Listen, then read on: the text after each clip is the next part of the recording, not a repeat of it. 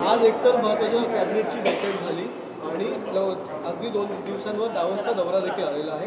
काय नेमकं दावोसच्या दौऱ्यासंदर्भात महाराष्ट्राने काय काय अपेक्षा ठेवल्या उद्योग मंत्रालयाकडून कशा प्रकारे प्रश्न होईल? दावोसच्या दौऱ्यावर सन्माननीय मुख्यमंत्री महोदय हे स्वतः येत आहेत। राज्याचा उद्योग मंत्री म्हणून मी देखील दावोसच्या दौऱ्यावर जातोय। एवढंच सांगतो की दावोसच्या दौऱ्यामध्ये ज्या पद्धतीनं महाराष्ट्रातल्या जनतेनं युवकांनी युवतींनी आम्हाला फार मोठं मॅन्डेट दिलेलं आहे, दावोसला गेल्यानंतर त्यांच्या अपेक्षेला आम्ही नक्की पात्र ठरू आणि त्याच बाबतीतला आज आढावा माननीय उपमुख्यमंत्री एकनाथ शिंदे साहेबांनी देखील घेतला आणि विशेषतः आजच्या आढाव्यामध्ये मागच्या 2 वर्षामध्ये जवळजवळ 5.5 लाख ते 7 लाख कोटीपर्यंतची इन्व्हेस्टमेंट आलेली आहे। त्याच्यामध्ये आम्ही किती इम्प्लिमेंट करू शकलो याचा आढावा माननीय एकनाथ शिंदे साहेबांनी घेतला आणि मला सांगताना आनंद आहे की मागच्या वर्षी आणि त्याच्या आदल्या वर्षी जे दावोसला आम्ही MOU केलेले होते त्याच्यातल्या 80% प्रकल्पांना आम्ही अंमलबजावणी करण्यामध्ये यशस्वी होतोय। काही लँड देण्याच्या पाईपलाईनमध्ये आहेत, काही इन्सेंटिव्हच्या पाईपलाईनमध्ये आहेत, परंतु या सगळ्या 2 वर्षाच्या मागच्या प्रकल्पाच्या निमित्तानं 3 लाख बेरोजगारांना रोजगार निर्माण होणार आहे आणि 2 वर्षाची तीच परंपरा आम्ही माननीय देवेंद्रजींच्या नेतृत्वाखाली मुख्यमंत्री म्हणून तशीच अबाधित ठेवू, एवढंच मला या ठिकाणी सांगायचं। एक प्री कॅबिनेट बैठक देखील झाली, त्या बैठकीतून सगळ्या विभागांचा आढावा घेतला एकनाथ शिंदेंनी। खुश आहेत मंत्र्यांच्या कामाने? प्री कॅबिनेट असल्यामुळं माननीय शिंदे साहेबांच्या अध्यक्षतेखाली प्री कॅबिनेट झाली आणि या प्री कॅबिनेटमध्ये जे विषय आहेत त्याच्यावर देखील सांगोपांग चर्चा झाली।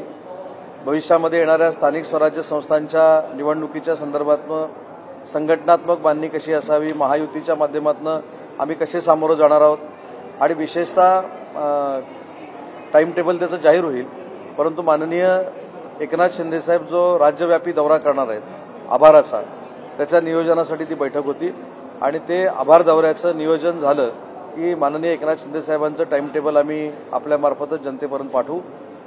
23 तारखेपासून हा पूर्ण दौरा सुरू होतोय। 23 तारखेला सायंकाळी 6 वाजता नवनिर्वाचित सगळ्या आमदारांच्या सत्काराचा कार्यक्रम BKC मध्ये ठेवलेला आहे। त्या ठिकाणी देखील मोठी सभा होईल आणि त्याच्यानंतर माननीय एकनाथ शिंदे साहेबांचा शिवसेना मुख्य नेते म्हणून आणि निवडणुकांचं नेतृत्व त्यावेळी एकनाथ शिंदे साहेबांनी केलं होतं, अनेक नवनवीन योजना आणल्या होत्या, त्यासाठी महाराष्ट्राच्या जनतेचे आभार मानण्यासाठी एकनाथ शिंदे साहेब महाराष्ट्रव्यापी दौरा करतील आणि त्याची सुरुवात कुठून करायची, कुठच्या दिवशी ते असेल याचं टाइम टेबल येत्या 2 दिवसांमध्ये तुमच्यापर्यंत पोहोचलं जाईल।